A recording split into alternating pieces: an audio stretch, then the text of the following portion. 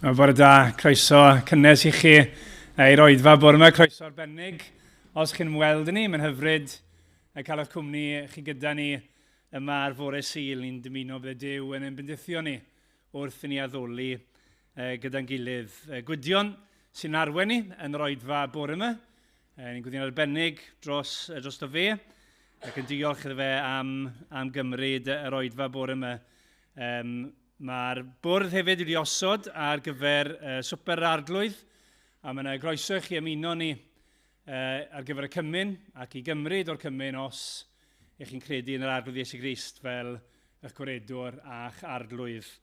Mae Emyr heddi, dwi ddim yn ffilmo y ffilm newydd Jaws, felly bydd y rai o'ch chi'n meddwl os chi wedi gweld newyddion dros y dyddiau diwetha, ond mae yn cael hoi dros y penwythnos. Ac felly, prynawn yma am 5 os dwi'n mynd, bydd Meirion yn arwen ni yn yr oedfa. Blaen rybydd hefyd am prynawn yma, felly bod rhaid chi wedi gweld wrth o'r trwy'r pentre bod yna ras rhydeg yn digwydd yn yr Eglwys Newydd. Dwi'n mynd cychwyn tan 7, ond mae yna hewlydd ar gau yn gynt na hynny. Ac felly, ar gyfer oedfa prynawn yma, os chi'n dod ar car, yna mae'n well parcio ochr comin, neu tuag at ble mae tŷ Emyr, os chi'n gwybod le mae hynny, ond ochr hyn o'r pentre yn ytrach na draw fan hynny, felly byddwch chi'n styc tan bod yr hewlydd yn ail agor. Felly cofiwch am hynny prynhawn yma. Ar ôl yr oedfa bore yma, croeso chi ymuno ni am baned, cyfle ni gael paned gyda'n gilydd, a mwynhau y cymdeithas gyda'n gilydd, ac yna, te 12:15, bydd yn ysgol Sul i'r plant ac yr oedolion. Yn ystod yr wythnos, nos Fawrth, mae cwrdd gweddi, mae nos Fawrth cynta'r mis, felly bydd ni'n cwrdda yn hau pobl, a bydd fwy o fanylion am hynny maes yn law. Ni wedi bod yn darllen llyfr Enjoying God gyda'n gilydd, a ni wedi cyrraedd y benod ola, penod 14. Felly, cyfle chi ddarllen hynny cyn dod i'r cwrdd gweddi, ond os chi heb ddarllen does dim ots. Mae rai pobl, dyn nhw ddim wedi darllen un penod, a maen nhw dal wedi dod i bob cyfarfod ac wedi cael bydd ohono fe. Felly, cofiwch cwrdd gweddi yn y tai nos Fawrth am 7:45. Cyfle i drafod emyn ar-lein gyda Wyn ar-lein nos Iau am 8. Bore coffi yma am 10 bore di Gwener. Ac yna, cofiwch bod sesiwn i dysgwyr yn yr hwb yn Rhybaina bore dydd Sadwrn nesaf am 10:30. Ac yna, blaen rybydd, brecwas merched, wythnos i di Sadwrn, yr ail ar 15. Fi'n dweud brecwas, ond hanner ar 10. Mi'n siŵr bod brecwas dynion am 9 fel arfer. Dwi'n eisiau dweud mwy na hynny, ond hanner ar 10, brecwas merched ar yr ail ar 15. Ac yna, castiad y mis yn mynd at waith Lydia Adams. Mae Lydia yn gweithio gyda myfyrwyr yn Slofenia. Fi'n siŵr ni glywed mwy o fanylion am hynny maes o law, ond castiad y mis ar gyfer mis Mai, mynd at waith Lydia. Ac yna, os dyw ei mynd, bydd Emyr yn arwen ni yn yr oedfawon dy Sul nesaf. Wel, fi'n siŵr bod ni gyd yn falch cael y cyhoeddiadau drosto gyda, yn ni droi at Dduw wrth i ni ddod i waddoli fe gyda'n gilydd a dod ato fe mewn gweddi.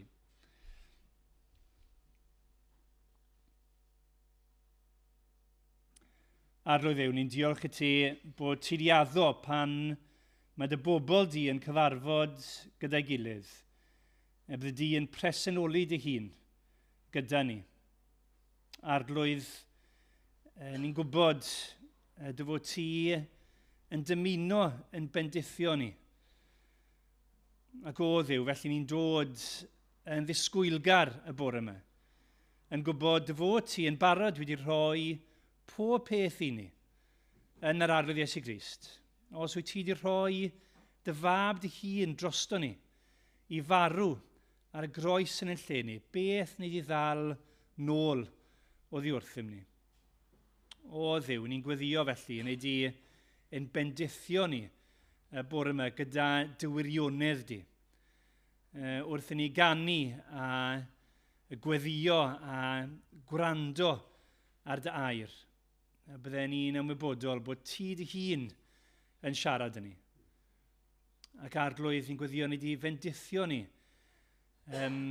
gyda cymdeithas a'n gilydd, ar fraint yw e fod yma, a wneud i fendithio ni trwy ni gymryd y bara'r gwyn gyda'n gilydd nes mlaen, a myfyrio ar yr hyn mae Crist wedi wneud troso ni. O Dduw, byddai'r roedfa gyfan, yn wir y diwrnod cyfan, yn dy ddwylo di. A lluniau ni i fod fwy tebyg i'r arglwydd Iesu Grist, oherwydd bydd wyt ti wedi rhoi i ni heddi, os gwyl di fod yn dda. O Dduw, bydd gyda Gwydion, bydd gyda ni, bydd gyda dyweision tyble a maen nhw'n pregethu da i'r heddi yn ffyddlon. A byddai'r i Crist gael ei ogoneddu ym mhob peth. Amen.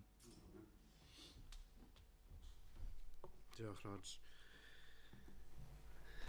Wel, ni'n mynd i ganu fo'n gilydd i ddechrau am yr arglwydd Iesu Grist. A fi'n gweddio byddwn ni'n cael ryw olwg mwy a newydd ohono fe. Ni mor gyfarwydd yn dyn ni a Iesu Grist a be mae wedi wneud. Gai annog chi wrth ni ganu i ddechrau, wrth ni ddarllen, wrth ni weddio, rhowch amser i ystyried am Iesu Grist. Pwy oedd Iesu Grist? Be mae wedi wneud? Gweddiwch nawr, o Dduw, rho ryw olwg mwy newydd i fi o Iesu Grist. Ni'n mynd i godi ganu ganfed emyn, bydd ar y sgrin. Wel, dyma'r ceidwad mawr a ddaeth i lawr o'r nef. Pam? I achub gweilaidd lwch y llawr. Gogoniant iddo ef. Bu farw yn ein lle ni, bechaduriaid gwael. Mae pob cyflawnder ynddo fe, sy arno meisiau ei gael. Ac yn y blaen, fe godwn ni i ganu.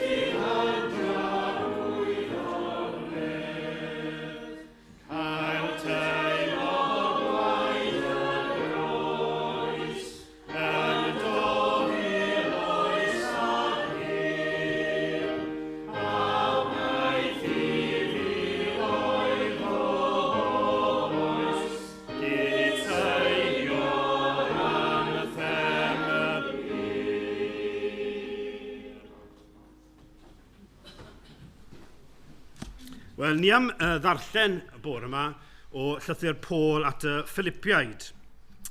Philipiaid a yr ail benod. Mi fydd e ar y sgrin. Felly, Philipiaid, yr ail benod, mae Paul ar hyn o bryd mewn carchar yn Rhufain. Mae Epaphroditus yn mynd a rhoddion iddo fe o eglwys yn Philippi. A mae Epaphroditus yn mynd yn sal yn fuan iawn, a mae Paul yn anfon e'n nôl. Dyna'r cyd-destun. Ond fe ddarllenwn ni y benod ar ei hyd. Gadewch ni wrando ar air Duw. Mae'n dweud yn yr adnod gyntaf, os oes gennych, falle bydde yn gywirach, gan bod gennych, bydde fyna. Felly, os oes gennych yng Nghrist unrhyw symbyliad, unrhyw apel o di-cariad, unrhyw gymdeithas trwy'r ysbryd, os oes unrhyw cynhesrwydd a thosturi, cyflawnwch fy llawenydd, trwy fod ar un meddwl, ar un cariad gennych at eich gilydd, yn unfryd ac yn un farn. Peidiwch â gwneud dim o gymhellion hunanol, nac o ymffrost gwag, ond mewn gostyngeidrwydd, bydde bob un ohonoch gyfrif y llall yn deilingach nag ef ei hun. Bydded gofal gan bob un ohonoch, nid am eich buddiannau eich hun yn unig, ond am fuddiannau pobl eraill hefyd. Amlygwch yn eich plith eich hunain yr agwedd meddwl honno sydd yn wir yn eiddo i chwi yng Nghrist Iesu. Ei fod ef ar ffurf Duw, ni chyfrifodd fod cydraddoldeb a Duw yn beth yw gipio, ond fe'i gwacaodd ei hun, gan gymryd ffurf ceithwas a dod ar wedd ddynol. O'i gael ar dull dyn, fe'i darostyngodd ei hun, gan fod yn ifedd hyd angau, angau ar groes. Am hynny, trad yr chafodd Duw ef, a rhoedd o enw sydd goruwch bob enw, fel wrth enw Iesu, y plygau pob glin yn y nef, ac ar y ddaear a than y ddaear, ac y cyffesau pob tafod fod Iesu Grist yn arglwydd, gogoniant Duw Dad. Gan hynny fy nghyfeillion annwyl, fel y buwch bob amser yn ifydd, felly yn awr, nid yn unig fel pe bawn yn bresennol, ond yn fwy o lawer gan fy mod yn absennol, gweithredwch mewn ofn a dychryn, yr iachawdwriaeth sy'n eiddo i chwi. O blegyd Duw yw'r un sy'n gweithio ynoch i beri i chwi ewyllysio a gweithredu yw amcanion Dionis ef. Gwnewch bob peth heb rwgnach ac ymryson. Byddwch yn ddifau a di-ddrwg, yn blant di-nam i Dduw yng nghanol cenhedlaeth wyrgam a gwrthnysig, yn disgleirio neu plith fel goliadau yn y byd, yn cyflwyno gair y bywyd. Felly, byddwch yn destun ymffrost i mi yn nydd Crist, na i fi mi redeg y ras y nofer, na llyfurion nofer.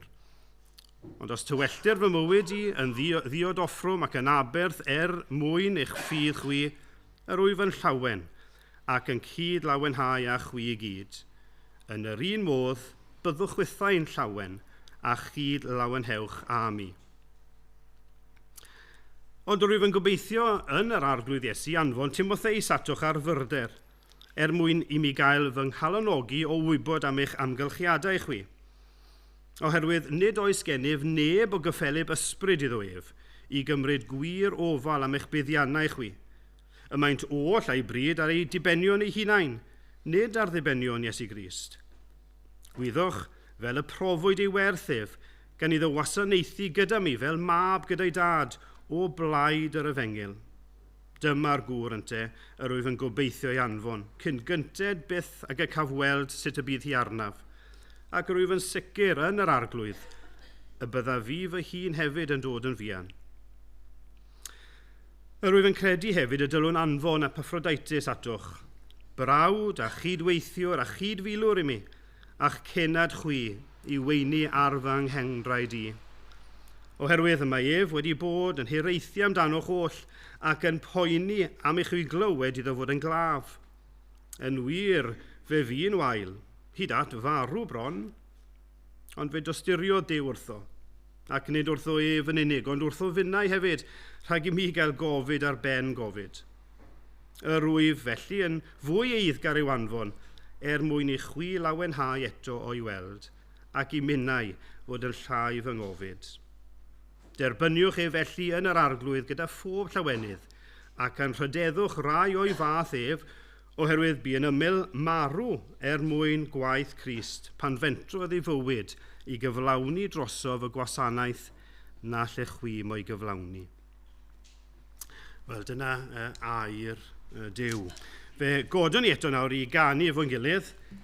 Mae ngobaith sicr yn fy nghalon ni. Mae gobaith sicr yn fy nghalon ni sy'n rhoddi nerth i ddioddau dyddiau di. Wrth weled mymryn o dogoniant yma nawr, am heiaeth ffodd o'm ti. Mae ddeiwyd i'm pob pechod cas, mae gobaith nefoedd yno fi. Fy mraint, fy ngalwad am llawenydd pyr yw gwneud dewyllus di. Fe godwn ni i ganu.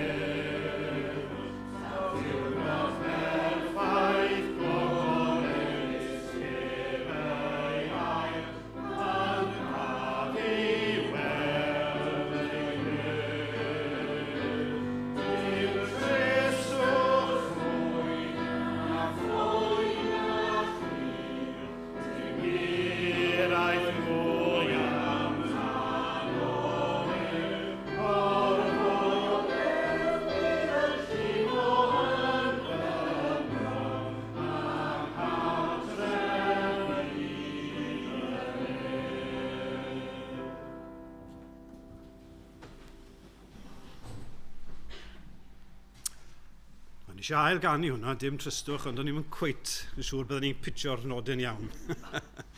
Ond yn hyfryd yn we, dim trystwch mwy. Y gobaith yna, pan byddwn ni'n cael ei weld ei wedd. Nawr, chi blant, fi eisiau chi ddod i'r blaen, gewch chi aros le i chi am heddi, ond fi eisiau gofyn cwestiwn i chi. Os bydde yna rhyw foi, rhyw berson yn dod ato chi a gweud, reit, fi eisiau chi helpu fi. Fi eisiau chi helpu fi glanhau'r ystafell yma. Byddech chi'n dweud, oce, na i helpu chi. Wel, fi'n ames byddech chi ddim yn nabod y person. Ond os bydde mam neu dad yn dweud, ti fodlon dod i helpu fi, jyst i glirio'r ystafell yma. Fi'n gobeithio, gyda mam neu dad yn dweud, byddech chi'n gweud, wrth gwrs. Gan bod fi'n caru dad a mam, gan bod nhw yn fy ngharu i, fi mwy na hapus i helpu nhw.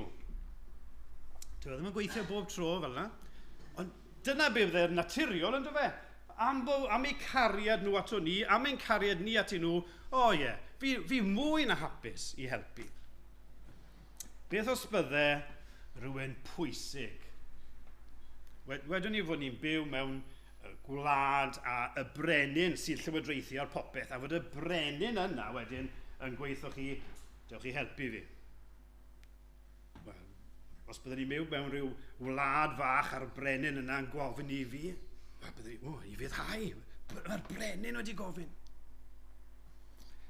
Byddai'n sôn dipyn bach yn y bregaeth am brenin yn gofyn fi eisiau chi weithio drosto fi. Y brenin yna yw Iesu Grist. Ac os yw Iesu Grist, y brenin, os yw Duw ei hun yn gofyn i fi i ni gwaith drosto fe, wel, dylen ni fyddhau. Ond nid just brenin yw e. Mae Iesu Grist yn frawd i fi. Mae Duw yn dad i fi. A mae wedi caru fi. Nid rhywun amhersonol, rhywun awdurdodol pwysig draw fyna. Mae'n dad, mae wedi caru fi. Mae'n frawd i fi, mae Iesu Grist yn frawd. Dylai fi fod, be ti eisiau fi wneud? Achos mae e'n frenin ac yn yngharu, yn frawd i fi. A byddai'n sôn am hynny yn ystod y bregaeth. Yn ystod y bregaeth, triwch ddilyn a meddwl, reit, yw hwn rhywbeth i fi hefyd? Gadewch ni weddio. Dduw ein tad, i ni'n dod ato ti bore yma. Ac yn ni'n ymwybodol iawn, mae meidrol i ni, pobl gwan i ni, pechaduriaid i ni, ac yn heiddi dim byd. Ond arglwydd yn Duw, diolch fod ti, y Duw mawr, y brenin, yr unig wir frenin, arglwydd yr arglwyddi, fod ti yn y nef ar dy orsedd ac yn edrych lawr ar y byd bach yma ac yn ein caru ni. Arglwydd yn ni'n diolch i ti am dy gariad. Ac yn ni'n diolch fod ti wedi dangos dy gariad di at bechaduriaid fel ni trwy anfon dy unig anedig fab a caniatáu iddo fe ddod yn gwybod y bydde fe'n dioddau. Ni'n aml arglwydd byddwn ni'n neud unrhyw beth i warchod yn plant ein hunain. Ond ni'n gweld fod ti oherwydd dy gariad at bechaduriaid fel ni wedi anfon dy unig anedig fab i ddioddef yn ein lle ni ein mwyn ni. A bod Crist ei hun am ddod o'i wirfodd yn dod oherwydd ei gariad ato ni. Arglwydd ni yn gofyn, helpa ni i weld o'r newydd neu am y tro cyntaf gymaint yw dy gariad di ato ni. Gymaint yw dy gariad di at bechaduriaid. Ni'n gweddio arglwydd os oes yna rhai yma bore yma a dyn nhw ddim yn Gristnogion eto, ddim yn credu yn o ti eto. Arglwydd gogoniant Iesu Grist, i ni'n gweddio bydd y dyn eu hachub nhw. Ac y bydd y clod i gyd i'w enw ac i enw di. Ac y bydd bob un yn gallu canu y bydd ni newydd ganu. Y bod ni'n edrych ymlaen i'r byd arall sydd o'n blaen ni. Y byd yna lle na fydd na boi na tristwch.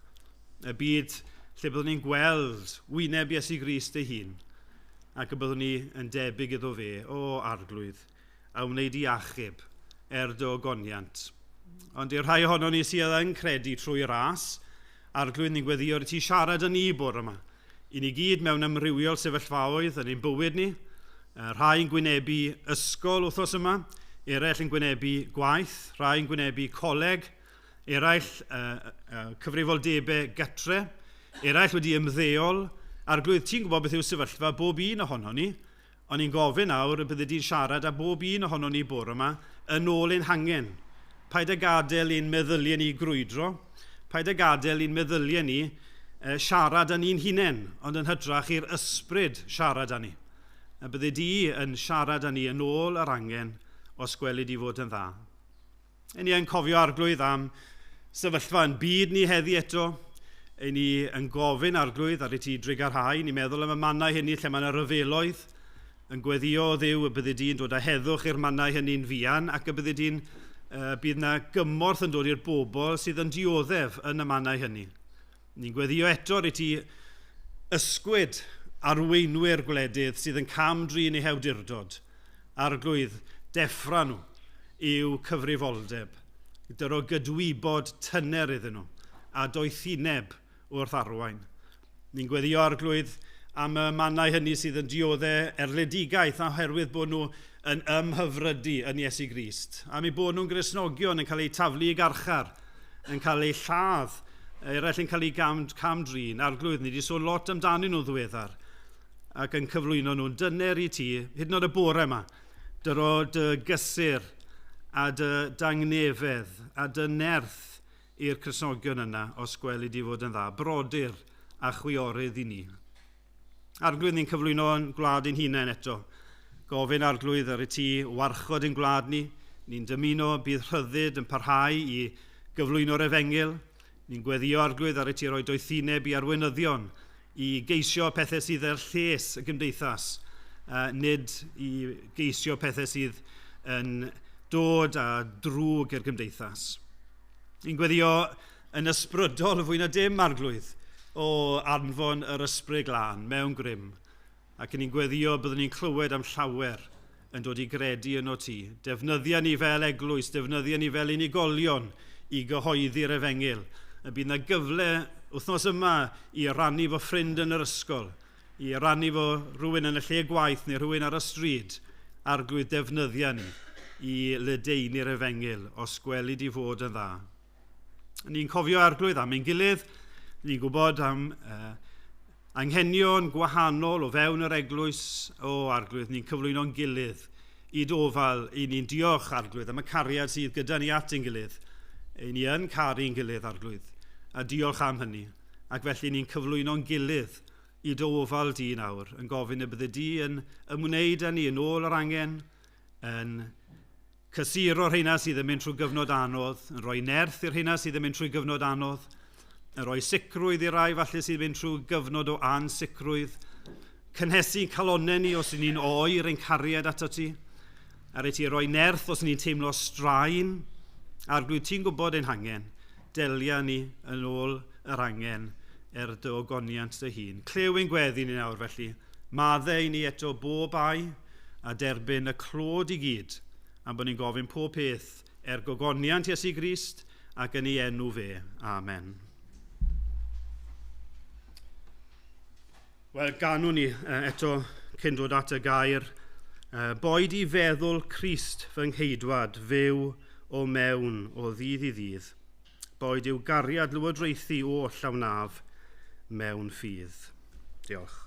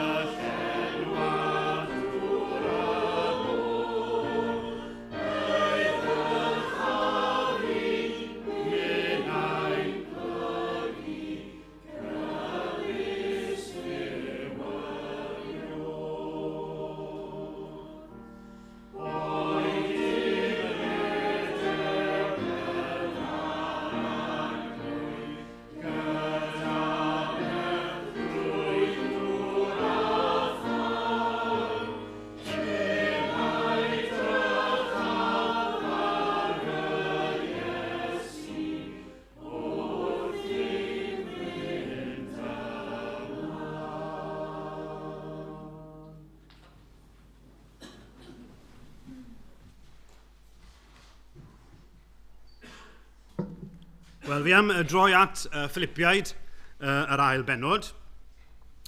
ac edrych falle ar un person falle yn benodol,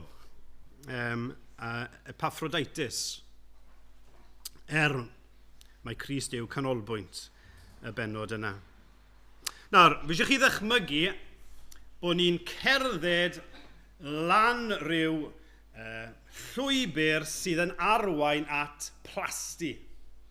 Ystad anferth, ac yng nghanol y stad mae'r plasty gwych yma, mansion.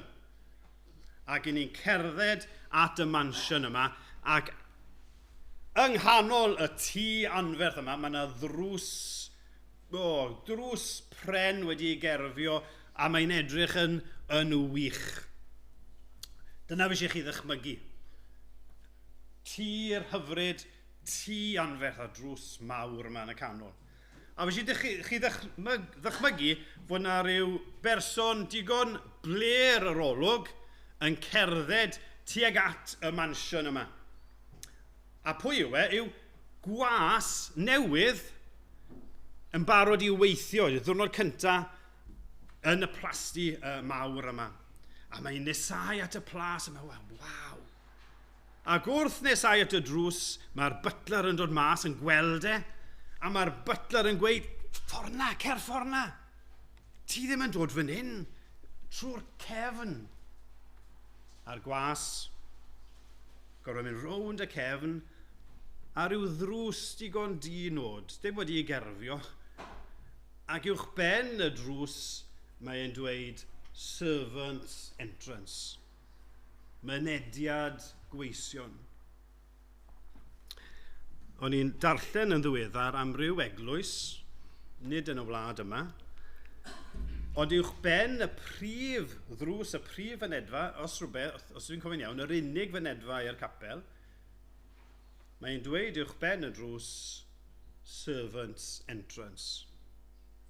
Hynny yw, dyna pwy i ni, gweision.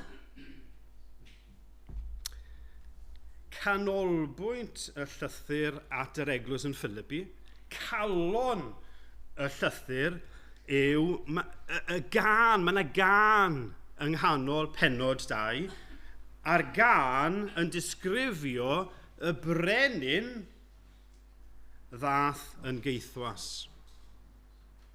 Brenin ddath i wasanaethu. Ni'n cael yn yr ail benod adnod 6 i 11. Y gân yma sydd yn disgrifio gostyngeidrwydd, darostyngiad gwirfoddol, parod a hefyd i fuddod yr arglwydd Iesu Grist ei hun. Edrychwch ar adnod 6. Ei fod ar ffurf Duw, ei fod yn dduw ei hun, ni chyfrifodd fod cydraddoldeb y Duw yn beth i ddal gafael arno. Ond fe'i gwacawodd ei hun gan gymryd ffurf ceithwas a dyfod ar wedd ddynol. O'i gael ar dull dyn, fe'i darostyngodd ei hun gan fod yn ifydd. Hyd angau. Meddoli, beth oedd e? Bod Duw ei hun yn dod i'r ddeiar yma. Duw ei hun oherwydd ei gariad e, yn rhoi ei hunan, yn gwybod beth oedd ei flaen e, ac o'i wirfodd yn rhoi ei hun i farw. Ac yn cymryd cosb am ein pechodau ni, yn derbyn llyd barn ei dad ein mwy ni, yn ein lle ni, yn gorfod profi'r unigrwydd yna ein mwy ni. Fi'n dweud hyn gyda cri yn yng nghalon ar i fi weld fwy, ond dyma chi waredwr. Dyma rhywun i ymfalchio ynddo. A dyma canwy hun yn dod i'n hachub ni. A fi gorfod gofyn i chi bore yma, bob un ohonoch chi. Beth yw eich ymateb chi bore yma i Iesu Grist? Gai ofyn i chi, A fe eisiau chi feddwl am hyn nawr, ydych chi yn caru Iesu Grist? Ydych chi'n ei garu ac yn ymddiried ynddo fe? Nawr, falle bod sawl un ohono ni'n gallu dweud yn hollol ddidwyll, o ydw. Byddwn ni wrth y modd yn ei garu yn fwy. Ond trwy ras ydw fi yn ei garu. Os chi ddim yn gwybod, gai annog chi, dewch bore yma. Peidiwch aros nôl. Dewch at Iesu Grist. Dewch i ymddiried ynddo fe. I waith peidiwch aros ac aros ac aros. Dewch, derbyniwch ei wahoddiad Ond os i ni wedi dod trwy ras i adnabod Iesu Grist a'i garu, sut dylen ni ymateb yng ngolau ni aberth Iesu Grist, ei ddarostyngiad ei ostyngeidrwydd a'i gariad A dyna beth y byddai'n hoffi edrych arno yn fyr bore yma. A fi am nodi jyst un agwedd, fi teimlo rhyw elfen o gywilydd mae'n beth mor fach mewn un ystyr, ond un agwedd mae Paul yn cyfeirio ato fe yn y bennod yma, mewn ymateb i gariad, gostyngeidrwydd, aberth Iesu Grist. A ni'n cael hynny yn y 5 adnod. Drwchwch ar y 5 adnod gyda fi. Amlygwch yn eich plith eich hunain yr agwedd meddwl honno sydd yn wir yn eiddo i chwi yng Nghrist Iesu. Be mae'n dweud? Efelychwch, copiwch, edrychwch ar Iesu Grist, fel gwaredwr i ddechrau, ond yna edrychwch ar ei esiampl edrychwch ar ei gariad edrychwch ar ei ostyngeidrwydd edrychwch ar ei ysbryd i wasanaethu. Ond yna mae Paul yn mynd yn ei flaen ar ôl roi esiampl i ni, yr arglwydd Iesu Grist, mae yn sytl iawn yn rhoi esiamplau llai i ni. Esiamplau falle sydd yn fwy cyryddadwy i ni. Esiamplau o wasanaethwyr ffyddlon, ifydd, gostyngedig, ei gwendidau, ond gweision sydd wedi ymateb i gariad ac esiampl Iesu Grist. A'r 3 esiampl sydd yn y llythyr yma yw Paul ei hunan. Mae Paul yn rhoi ei hun fel esiampl. Mae'n nodi Timotheus ac yna Epaphroditus. Nawr, mae'n gwneud hyn nid mewn balchder, mae'n gwneud anogaeth i'r eglwys. Mae'n sôn am ei hun. Dyma, fi'n hollol onest gyda chi, nid geiriau hyn, oedd yn y carchar yn gwynebu marwolaeth o bosibl. Mae'n dweud, fi'n fodlon rhoi fy mywyd eich mwyn chi, lles yr efengil. Ac yn y 3 bennod, adnod 17, mae'n dweud, Gristnogion yn Philippi, byddwch yn gyd efelychwyr ohono fi gyfeillion. Copiwch fi, efelychwch y ffordd i fi'n byw. At ei lythyr i Corinthiaid, mae'n dweud, byddwch yn efelychwyr ohono fi fel yr wyfinau o Grist. Gyna mae'n nodi Timotheus fel esiampl. Ac yn adnod 21, mae'n sôn am Timotheus fyna, nid fel un sydd a'i gonsern pennaf fe hunan.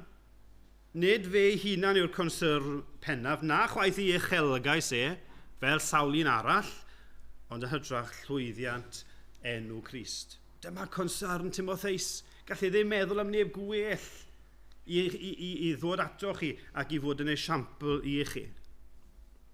Ond yna mae'n symud ymlaen at Epaphroditus. Arno fe byddwn ni'n hoffi tynnu sylw ar y dyn falle digon dinod yma. Digon cyffredin. Yn sicr doedd ddim yn apostol. A'r tebygolrwydd oedd bod ddim yn weinidog, ac felly yn fwy tebyg i fi a chi. Gai jyst nodi ambell i beth yng nghyd-destun Epaphroditus. I ddechrau, parodrwydd Epaphroditus i wasanaethu. Na'r pwynt cyntaf, parodrwydd Epaphroditus i wasanaethu. Nawr, oedd yr eglwys yn Philippi wedi cael bendith o weinidogaeth Paul. Fe ddathon nhw i gredu ar arglwydd Iesu Grist, ddathon nhw'n Gristnogion o bregethu yr apostol Paul. Mae'r hanes yn Actau 16. Ac yn nhw'n caru y dyn yma. Ond nawr, wedi clywed bod wedi ei garcharu yn Rhufain. Ac oherwydd eich cariad, eu concern, maen nhw eisiau anfon rhoddion iddo fe. Maen nhw eisiau anfon cymorth iddo fe. Ac felly maen nhw'n anfon arian yn rodd iddo fe, i helpu i gynnal ei fywyd a hefyd maen nhw'n anfon cymorth iddo fe. Nawr, o'n nhw methu anfon, mynd ar y we, Amazon, Prime, roed i cyfeiriad nhw, anfon e. Oedd rhaid i rywun fynd ar rhodd yn llythrenol.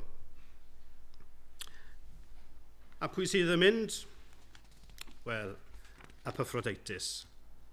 Mae e'n fodlon, fi'n fodlon mynd. Mae e'n barod fan hyn i wasanaethu. A bydde wedi costio i Epaphroditus i wneud hynny. Mi fydde wedi bod yn risg, mi fydde wedi bod yn aberth iddo fe. Roedd y daith o Philippi i'r Rhufain yn 800 milltir. Bydde wedi cymryd 6 wythnos o leia i Epaphroditus i deithio o Philippi lawr i Rhufain. A mi fydde'r daith yna wedi dod â'i heriau a'i pheryglon. Mi oedd e'n fenter, mi oedd e'n risg. Mi fydde wedi costio, mi fydde wedi bod yn aberth ariannol i Epaphroditus am yr 12 wythnos o deithio yna a nôl ac aros yna am gyfnod. Mi fydde fe ddim wedi cael arian yn dod mewn. Doedd dim rhyw social service adeg hynny. Mi fydde wedi costio iddo fe yn ariannol. Mi fydde wedi bod yn aberth iddo fe o ran ei deulu. Ni'n mynd gwybod yn union beth oedd ei sefyllfa deuluol e. Ond bydde wedi costio o ran ei ymwneud â'i deulu, ymwneud â'r eglwys, ymwneud â'i ffrindiau. Ac yna mynd i ganol Rhufain. Chi'n gallu dychmygu Rhufain yn y dyddiau hynny? Llawn milwyr arfog. Mae'n siŵr bod e'n deimlad eitha bygythiol mynd i'r ddinas adeg hynny. A Epaphroditus gorfod mynd i ganol y milwyr yma ac yna mynd at milwr oedd yn gwarchod yr apostol Paul mewn carchar, mynd heibio yr milwr yna at un o elynion y ddinas, at yr apostol Paul, oedd yn cael ei garcharu ac yn cael ei gydnabod fel gelyn. A chi'n dychmygu, meddyliau mynd trwy meddwl Epaphroditus, a fydden nhw'n ymosod arno fi? A fydden nhw'n carcharu fi achos bod fi'n cefnogi yr apostol Paul? Mae Paul ei hun yn adnod 30 yn dweud yn dweud. Roedd Epaphroditus roedd yn fodlon mentro ei fywyd i gyflawni drosof y gwasanaeth na lle chwi mo'i gyflawni. Ond y risg, y gost, yr aberth, mae Epaphroditus yn barod i wasanaethu. Mae'n fodlon mentro gogoniant Duw. Nawr, fi wedi holi fi hunan sawl gwaith wythnos yma, yn meddwl amdano chi, meddwl am y bregaeth yma, a fi gallu dweud yn ddidwyll yn gweithio byddwch chi'n ymddiried ynddo fi fan hyn, fi ddim am ddwrdio neb bore yma. Fi credu bod hynny'n genuine wrth baratoi yma, ni'n meddwl am rhywun penodol, fi'n gobeithio, dim dyna'r bwriad. Bron a bod i fi beidio pregethu hwn. Nid dwrdio fi am wneud. Ond fi'n credu bod rhaid i fi ofyn, yn ostyngedig, yng ngoleuni cariad Duw. yng ngoleuni cariad Iesu Grist, ydych chi'n barod i wasanaethu? Nawr, fi ddim am greu ofn yno chi, a bod rhywun yn meddwl, o, Dyw yn di alw fi rhifau nawr, neu dim dyna'r bwriad. Ond fi eisiau chi ofyn i chi hunan i garu ein gilydd fel eglwys, ond fod ni hefyd i garu y bobl tu allan, ac i fod yn oleuni y rhai sydd eto heb gredu. Ni'n cael hynny yn y 15fed adnod. Ond yna, mae hynny'n wir amdano ni gyd, ond yna, mae yna wasanaethu amrywiol yn mynd i ddigwydd. Mae'n mynd i amrywio o berson i berson. Nawr, mae pob math o ffactorau yn mynd i liwio ar beth y byddwn ni yn ei gwneud. Gai jyst nodi ambell i beth bydd yn lliwio ar hynny. I ddechrau, mae oedran. Mae oedran yn mynd i effeithio ar sut ych chi'n mynd i wasanaethu, be fyddwch chi'n neud. Mae sefyllfa gwaith yn gallu effeithio.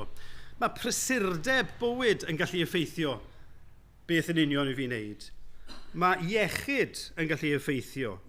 Mae doniau yn gallu effeithio ar be fi'n wneud. Mae ewyllus neu dymuniad yn ffactor arall sy'n mynd i liwio ar eich gwasanaeth chi. Hynny yw, ni'n edrych ar Epaphroditus. Wel, dim ond Epaphroditus ei hun ath o'r eglwys yn Philippi. Nath nhw ddim i gyd fynd i Philippi. Dim ond un ath, Epaphroditus. A mi fydde wedi bod yn afresymol anfon, nhw'n i anfon merch 13 oed, Caerdydd rhodd yma, 800 milltir i Pôl. Bydde hynny ddim wedi bod yn ddoeth. Na chwaith anfon rhywun yn ei 80au, reit, ewch chi, bydde wedi cymryd blwyddyn a hanner falle. Hynny yw, mae sens yn dweud. A mae Duw wedi rhoi synwyr cyffredin i ni. Ac i ni i ddefnyddio synwyr cyffredin yna. Os ych chi ddim gyda lot o synwyr cyffredin, gofnwch i rywun sydd gyda lot o synwyr cyffredin, yw hwn yn ddoeth i fi wneud. Hynny yw ni fod ystyried sut gallai wasanaethu. Mae wedi rhoi doniau amrywiol i bob un ohono ni. Mae wedi rhoi beichiau gwahanol i bob un ohono ni. Llai fod yn onest gyda chi, fi'n dawel yn feddwl bod fi ddim ar y rota cyfieithu. Bydden ni'n rybys. A fi'n dawel yn feddwl, ond fi ddim yn gwneud hynny, ond sut arall gallai wasanaethu? Gai nodi hefyd, a mae hwn yn bwysig, a fi eisiau chi glywed hyn, mae'n bwysig nawr bod chi ddim yn caniatáu'r diafol na chwaith eich cydwybod chi'ch hunan i wneud i chi deimlo'n euog bod chi ddim yn wneud rhywbeth. Bod chi ddim yn cyflawni rhyw waith penodol. Ond, os yw Duw yn procio'ch cydwybod chi i wasanaethu mewn rhyw ffordd, yn creu yr ewyllus yna i wasanaethu, gai annog chi ymatebwch chi hynny. Peidiwch anwybyddu y prociad yna o Dduw. Pam bod fi'n annog hynny? Wel, os yw Duw yn procio'ch ewyllus chi a'ch cydwybod chi i wneud rhyw wasanaeth, does dim byd mwy buddiol nac yn well i chi wneud. Peidiwch creu rhyw esgusodion rhag ymgymryd ar ryw weithred, ryw waith, ryw wasanaeth. Ond ar yr un pryd, peidiwch teimlo euogrwydd. Os nad yw e'n realistig, os nad yw e'n bosibl i chi wneud, mae yna gyfnodau gwahanol mewn bywyd. Gai jyst annog chi, jyst i holi chi na'n bobl ifanc. Llwch chi holi chi na'n fan hyn, a ni rhai hun, sut allai wasanaethu? Beth allai wneud mwyn Iesu Grist? Nawr, un pwynt ychwanegol ar yr parodrwydd i wasanaethu.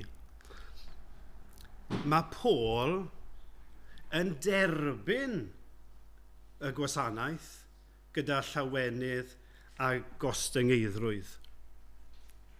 Mae'n ddawn derbyn gwasanaeth.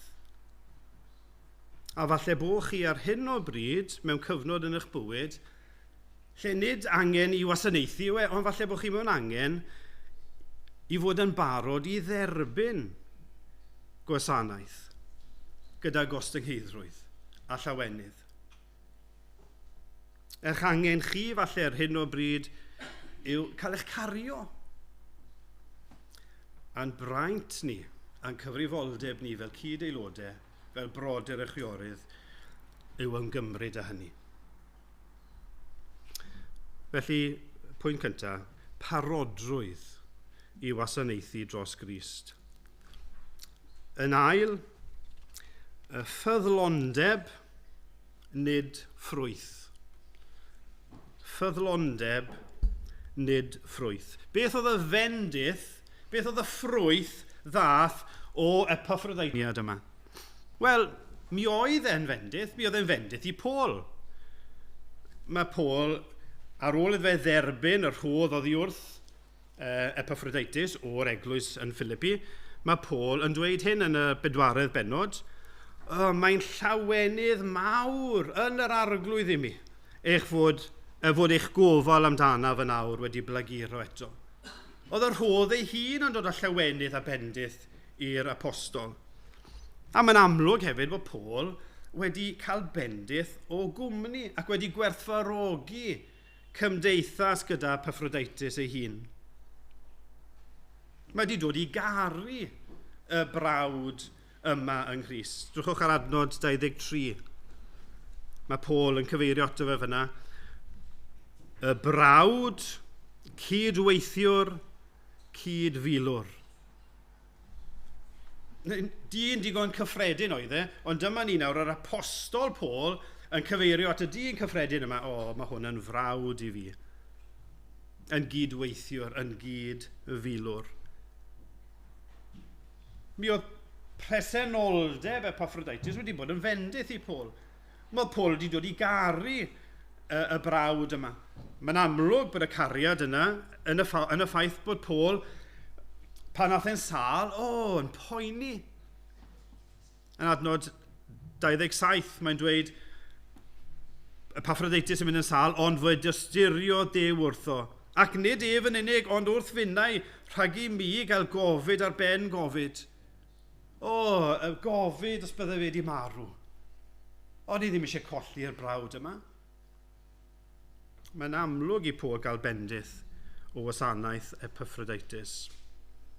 O fe gafodd yr eglwys yn Philippi fendith hefyd, achos anfonodd Paul Epaphroditus nôl. Ac maen nhw yn gweld yr un yma, bron a marw, a maen nhw'n cael y llawenydd o weld yn iach. Ond oedd e'n mynd nôl gyda llythyr. Y llythyr at yr eglwys yn Philippi. Hynny yw gair Duw trwy law Paul, gair Duw at y bobl, y fath fendith i'r eglwys.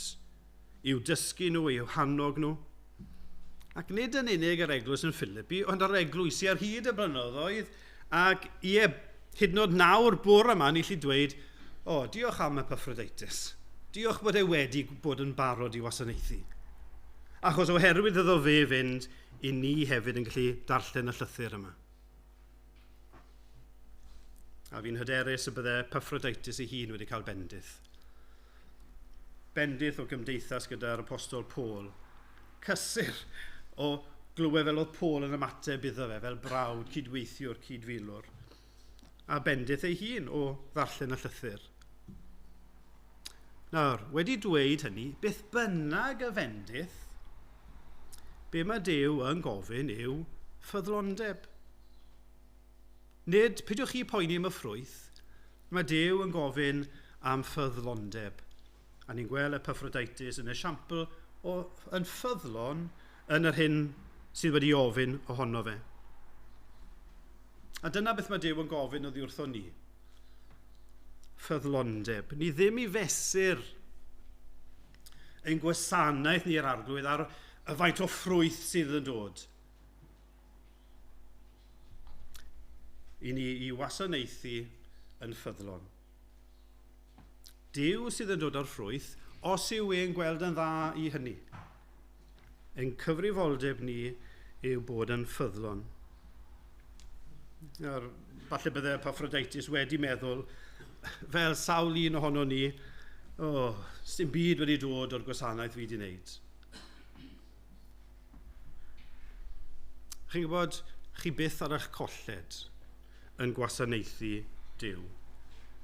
A fi'n siŵr bydde Epaphroditus yn rhyfeddu a byth wedi dychmygu y fath fendith bydde wedi dod o'i fethiant e. Mynd yna, i wasanaethu, fi'n mynd yn sal, a mae Paul yn anfon fi nôl. Ac hynny. Iddo fe falle fod yn fethiant. Ni'n gweld Duw wedi defnyddio hynny. Ei wasanaeth parod ffyddlon i fod yn fendith. Falle fod Epaphroditus ddim yn gweld hynny. Fi'n siŵr byddech chi'n synnu, frodyr a chwiorydd, gymaint o fendith yw eich gwasanaeth chi. Falle bod chi'n meddwl, wel, fi ddim yn cynnig dim byd. Garantia i chi, pan ych chi'n gwasanaethu, chi'n fwy o fendith na gallwch chi ystyried. Ond yn cyfrifoldeb ni, nid hynny yw yn cyfrifoldeb Duw sy'n dod ar fendith, cyfrifoldeb ni yw bod yn ffyddlon, nid y ffrwyth. Yn ola, cymhelliant i wasanaethu. Cymhelliant i wasanaethu. Wel, mae'n hyfryd unwe. Beth oedd ymateb Duw i'r rhoddion yr eglwys yn Philippi trwy law Epaphroditus i Paul? Wel, ni'n cael yn y bedwaredd bennod, adnod 18, a mae Paul yn dweud, arogl per, oedd y chrodd chi trwy law Epaphroditus yn arogl per, yn aberth cymeradwy wrth fodd Duw. Oedd gwasanaeth a parodrwydd Epaphroditus i wasanaethu yn arogl per yn aberth cymeradwy wrth fodd Duw. A pan i chi yn gwasanaethu, sy'n beth, pa mor fychan yw'r gwasanaeth?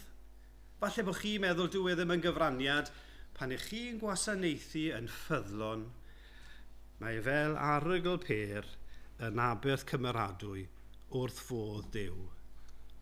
A pan i chi'n meddwl yn hynny, mae newid eich agwedd chi at y gwasanaeth. Pa mor myndein yw'r gwasanaeth yna, pa mor ddinod yw'r gwasanaeth, pan i chi'n ymwybodol, mae hwn yn arogl per fy ngwendid, yn ffeileddau, mae'n arogl per aberth cymeradwy wrth fodd Duw. Ond y cymhelliant sydd yn gyrru gryfaf yw edrych mwy a mwy ar Iesu Grist. I gael rhyw olwg ffres newydd o'i aberth ei gariad a'i ostyngeidrwydd Yn aml, os byddwch chi'n cyflawni gwasanaeth am gymhellion eraill, mi fyddwch chi'n digaloni neu yn llosgi mas. A dyna pam mae'n bwysig ac yn angen arno ni droi yn gyson at Iesu Grist, ein gwaredwr. Fi mor falch bod cymyn bore yma. Ac yn y cymyn byddwn ni'n cael amser i stopio, i feddwl, be mae Iesu Grist wedi wneud? A dyma yng ngweddi yw byddwch ni yn gweld efo ryw olwg ffres, golwg newydd, gymaint mae wedi wneud drosto ni. Dyfnder ei gariad dyfnder ei ddioddefaint Ac wrth ni droi ac edrych ar Grist, a'i aberth ei gariad ei ostyngeidrwydd dyle hynny sbardino ni wedyn.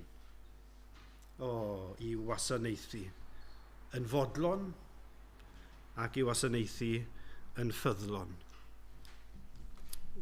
Gweision i Grist ydyn ni, caeth weision, a ni'n dweud hynny gyda balchder, caeth weision i Iesu Grist. Os ych chi'n Gristion bore yma, i ni'n Gristnogion trwy ras.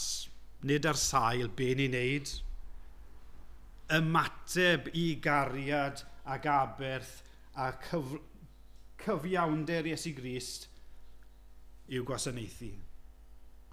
Nid yn achubiaeth ni yw gwasanaethu. Mae'r cyfan trwy ras, ond mewn ymateb i'r cariad yna, ar i fi wasanaethu fe. Be ti eisiau fi wneud, Dduw?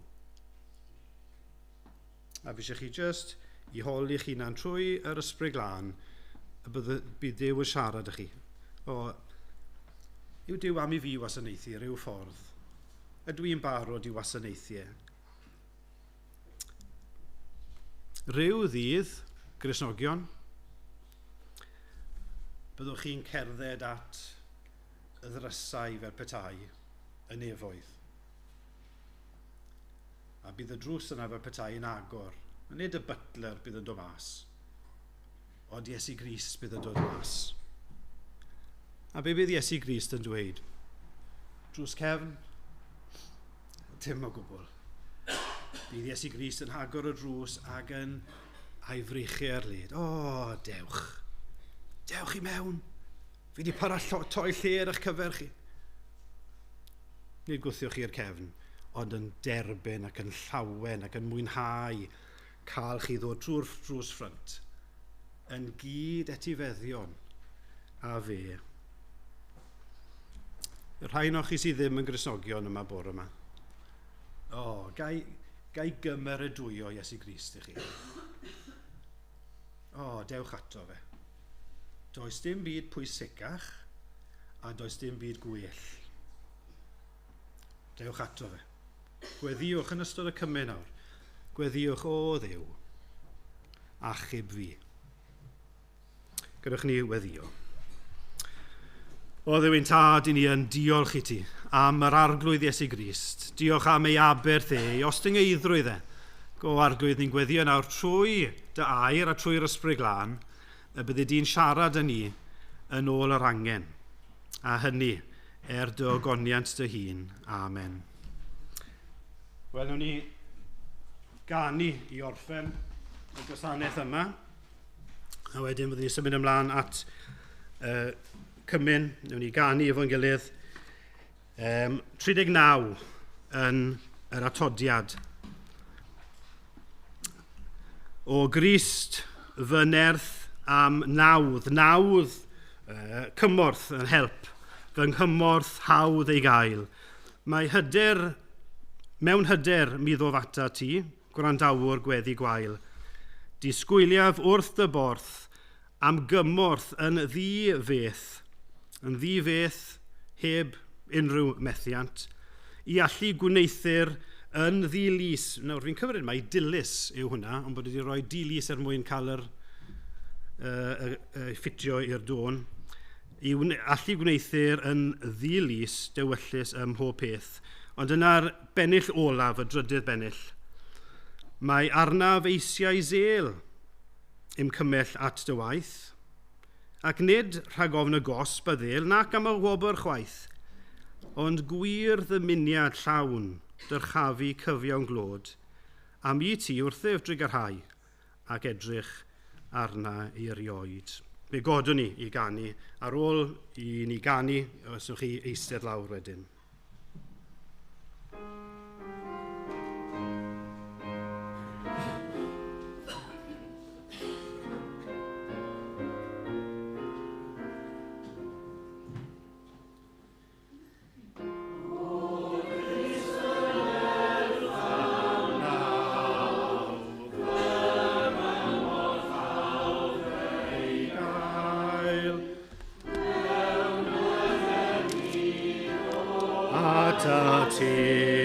Gwrandawr gweddi gwael. Disgwyliaf wrth y borth, am gymorth ddiwedd, i allu gweithir yn ddilys, dewyllus ym mhob peth.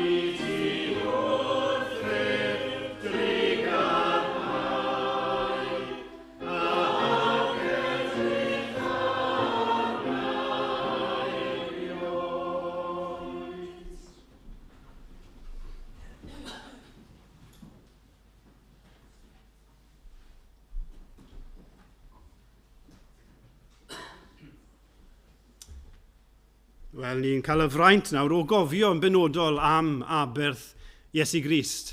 Mae'r gwyn yn ddialcohol, mae'r bara'n ddi-glwten, a mae croeso i chi, os i chi yn ymwybodol trwy ras yn heiddiannau Crist yn unig, bod chi'n Gristion, mae croeso chi gyd gymuno ni.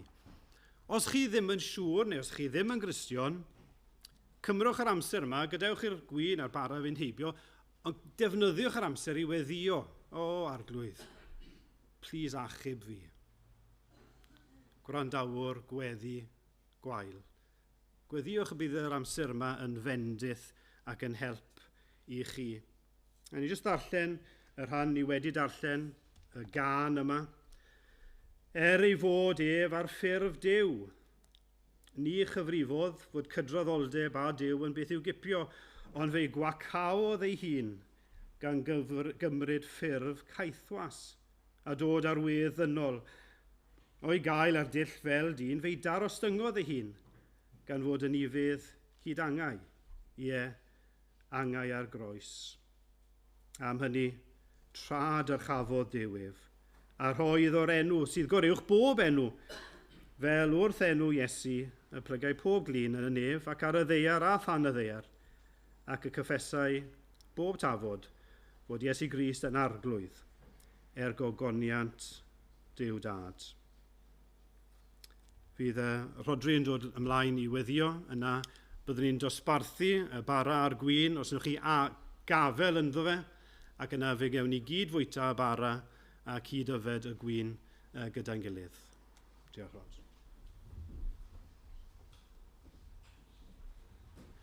Yn ei weddio.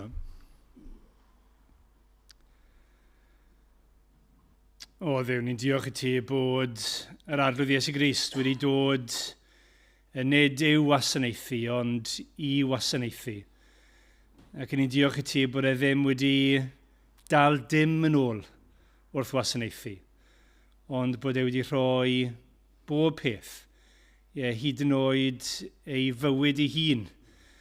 Ac nid yn unig rhoi ei fywyd ei hun, ond yn gwynebu marwolaeth ar groes.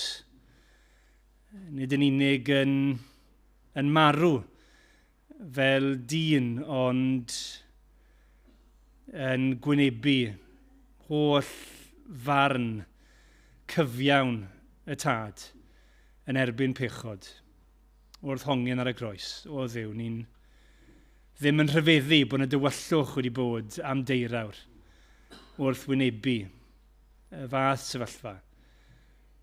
Yn arglwydd, diolch i ti hefyd bod Crist yn awr wedi dradd yr chafu, a bod ei enw fe uwch ben pob enw, a bod dydd yn dod ble mae pob glin yn plygu, a pob tafod yn gorfod cyffesu bod Iesu Grist yn arglwydd. Dduw, ni'n gweddio bydden ni'n ymateb yn gywir i'r arglwydd Iesu Grist. Yn ei garu fe, yn ei addoli fe. Fel mae wedi rhoi pob peth i ni, bod ni am roi bob peth iddo fe. Nid mwyn ein enw ni yn hun, ond mwyn enw Crist. Bod enw Crist yn cael ei ddyrchafu. Dduw, ni'n diolch i ti am ei gariad e, am ei aberth e, am ei wasanaeth e. Ac Dduw, ni'n gweddio bydd yr ysbryd wrth ni gymryd o'r bara a'r gwyn yma yn cymhwyso Crist i ni. A bod ni yn felly yn addoli Duw y Tad, Duw Mab ac Ysbryd Lan, a byddai'r cyfan yn geiriau ni, yn ewyllus ni, yn meddwl ni, yn bywyd cyfan ni, i gyd clod am awl iddo fe. Amen.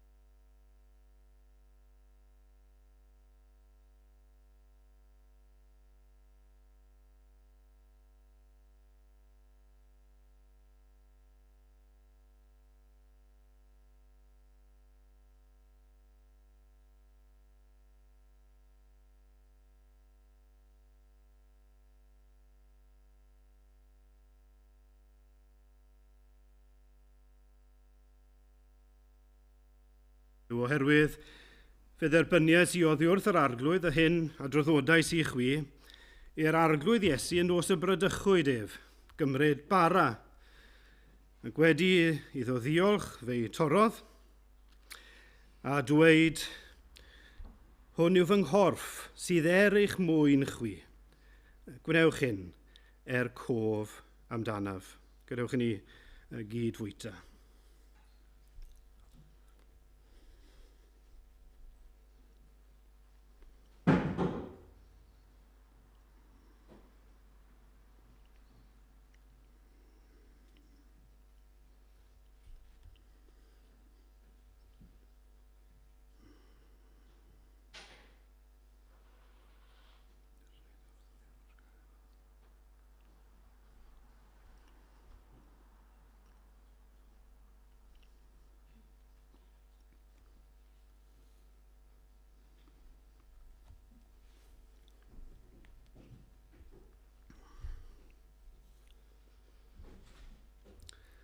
Yr un modd hefyd, fe gymerodd y cwpan ar ôl swper gan ddweud, y cwpan hwn yw'r cyfamod newydd yn fy ngwaed i.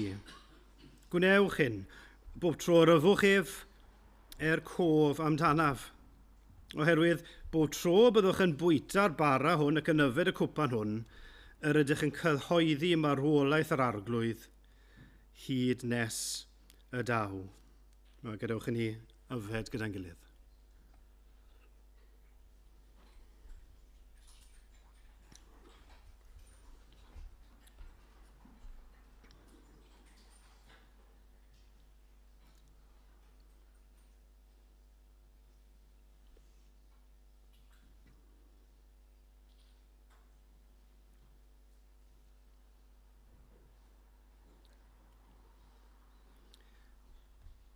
O Dduwyn Tad, ni'n diolch i ti am y symbolau syml yma, bara a gwyn, ond sydd yn atgoffa ni o rhywbeth rhyfeddol, o aberth yr arglwydd Iesu Grist, iddo fe ganiatáu i'w gorff gael ei dorri a'i waed lifo, ein mwyn ni, iddo fe gymryd y farn a'r gosb i ni yn ei heiddi arno fe ei hun, go arglwydd i ni'n llawen yn cofio amdano fe, yn diolch i Iesu Grist fynd i'r groes, yn diolch arglwydd bod e wedi dod i wasanaethu, nid cael ei wasanaethu, ond hefyd rhoi ei hunan yn brydwerth, yn ransym ein mwyn ni.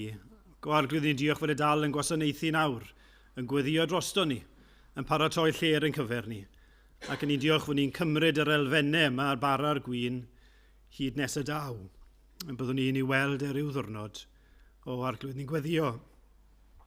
Pan bydd e'n dod, y bydd e'n gallu dweud gwas da a ffyddlon, o helpa ni ei ogoniant ef. Amen.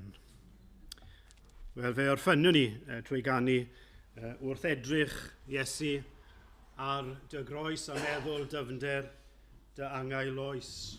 Pryd hyn, rwyf yn dibrisio'r byd a'r holl ogoniant sy'n ynddo i gyd. Fe godwn ni i ganu.